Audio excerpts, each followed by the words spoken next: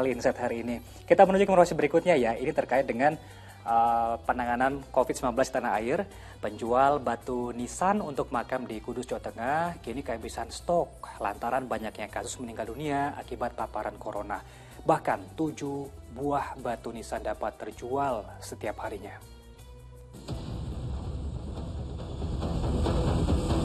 Beberapa hari terakhir, angka pasien COVID-19 yang meninggal dunia di Kudus, Jawa Tengah terbilang cukup tinggi.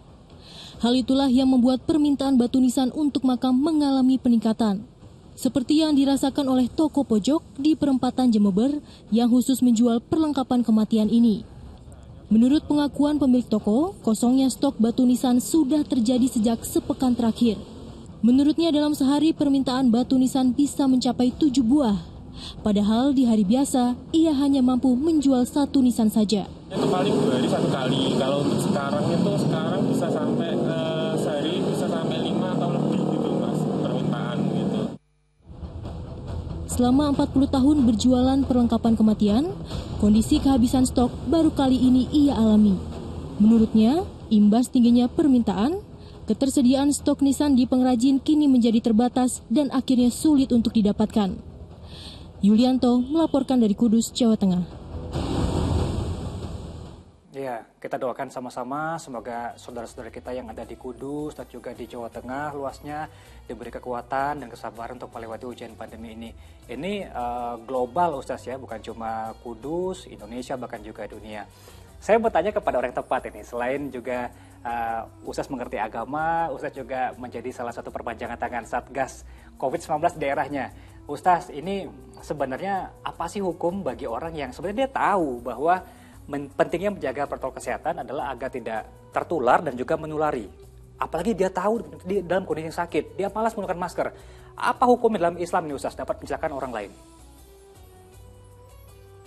Ini egois ini. Dia mementingkan dirinya sendiri, dia egois. Pada hadis jelas la darara wa dirara, nggak boleh kemudian membahayakan orang lain yang membahayakan diri sendiri.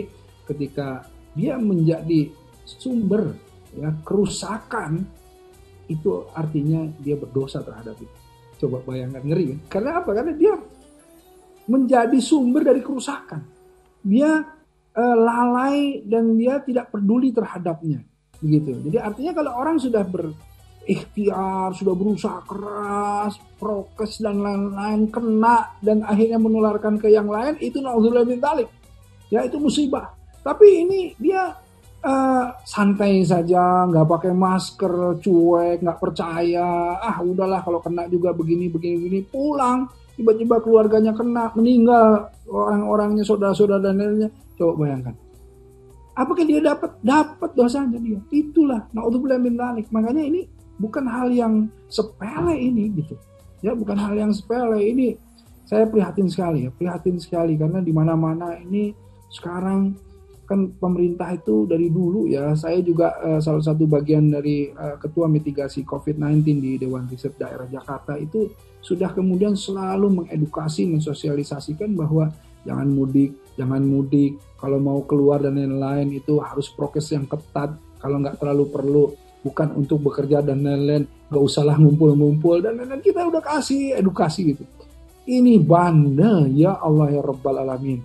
Apa yang kemudian dilihat ya, diprediksi oleh para ahli terjadi setelah mudik atau setelah lebaran, kemudian larangan mudik dilepas, apa yang terjadi? Lonjakan sekarang lebih dari lonjakan tahun yang lalu.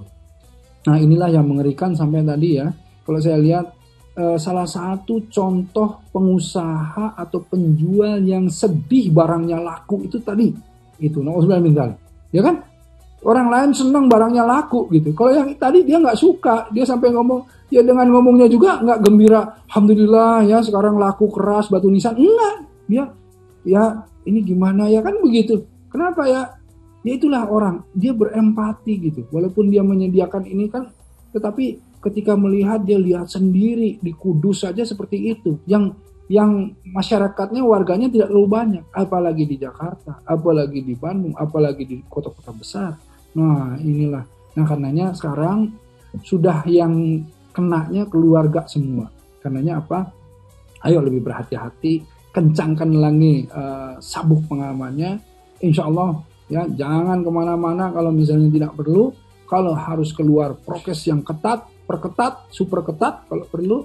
Dan insya Allah terus mohon sama Allah ya agar supaya kemudian kita dijaga. Kita juga secara fisik ya vaksin harus ikut, ikhtiarnya, kemudian tadi itu vitamin, multivitamin, suplemennya, semuanya dah, yang herbal dan yang lain-lain. Ayo, ya mohon. Ini karena sudah mulai, kalau jangan lihat Piala Euro di Hungari itu beda lagi kasusnya. Saya bisa ceritakan kenapa dia bisa kemudian lepas masker dan lain-lain. Tapi kalau kita nggak, kondisinya nggak seperti itu, ya hati-hati ya sudahlah. Nurut aja sama para ahli, sama ulil amri, sama ulama gitu, sama profesor-profesor gitu. Kenapa sih nggak bisa nurut? Ya Allah ya Rabb. Dah, itu deh. Iya, karena wajib juga kita mengikuti ulil amri. Ustaz, selain tindakan preventif tadi ya, kita jaga protokol kesehatan dan lain sebagainya. Yang saya suka dari pengajian Ustaz adalah Ustaz selalu dapat melihat sisi positif dari setiap musibah. Ini kan musibah, ancaman langsung nyawa nih Ustaz. Sisi positif mana yang bisa kita lihat dari fenomena ini Ustaz?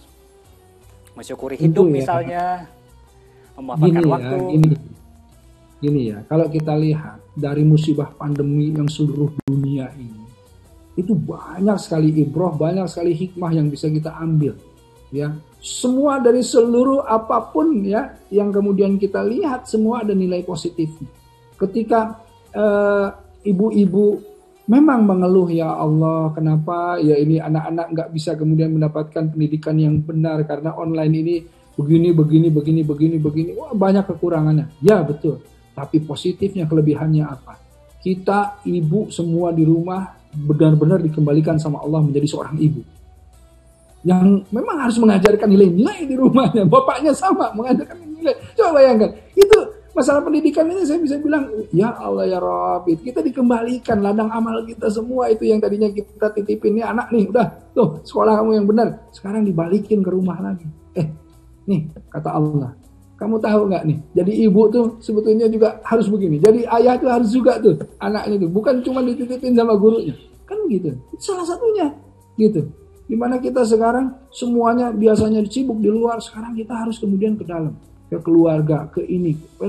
Itu semua pokoknya kalau kita lihat pandemi ini, agar supaya pandemi ini kita itu bisa mengambil ibrah, mengambil advantage, keuntungan.